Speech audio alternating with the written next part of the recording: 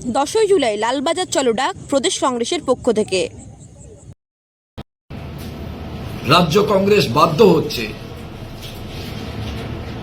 লালবাজার অভিযানের ডাক দিতে। 10ই জুলাই বৃহস্পতিবার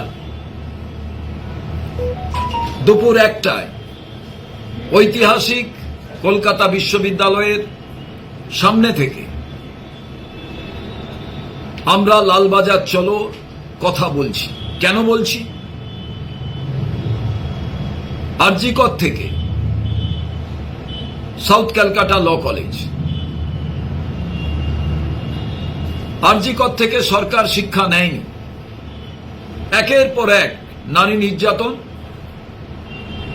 নারীদের উপরে বলাৎকার, আর জাস্ট সর্বশেষ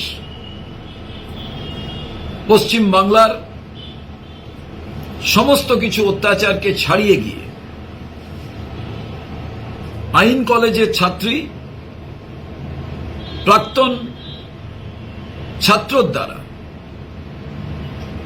গণধর্ষিতা হলে পুলিশ প্রশাসন জানতেন এই ছেলেটি অনেক অপরাধ করেছে, তারপরেও দৃষ্টান্তমূলক শাস্তি হয়নি। একের পর এক ঘটনা ঘটে যাওয়ার পরও তার এই বিভৎস, কুৎসিত, সারা বাংলার লজ্জাজনক যে ঘটনা,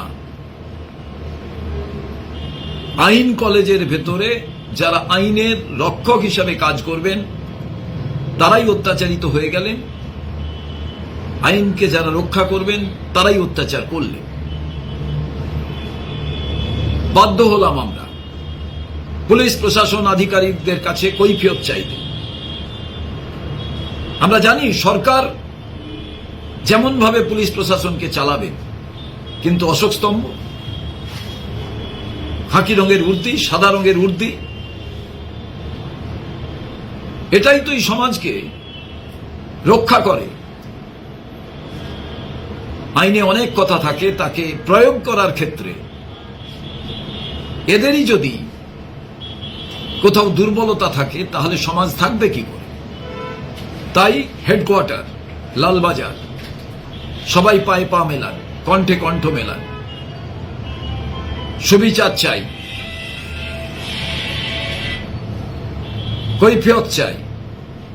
লালবাজার চলো 10ই জুলাই, সবাই আসুন, প্রতিবাদের আপনার কণ্ঠে উচ্চারিত হোক বাংলা রক্ষা করার শপথ। জয় হিন্দ, বন্দে মাতরম।